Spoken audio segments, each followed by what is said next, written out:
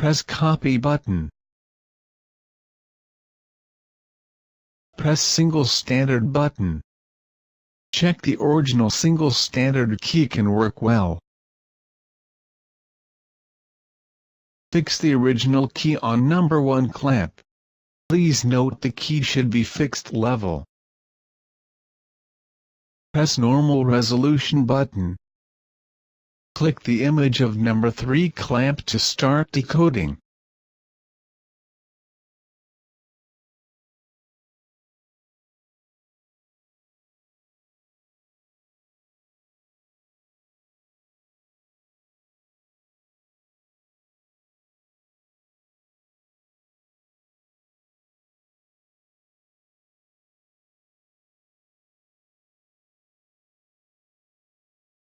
Take away the original dimple key and fix a new key blank.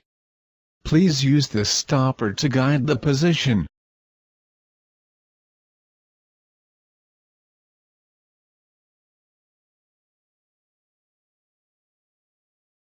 Press cut button to start cutting. Please remember to close the safe gate. Cutting.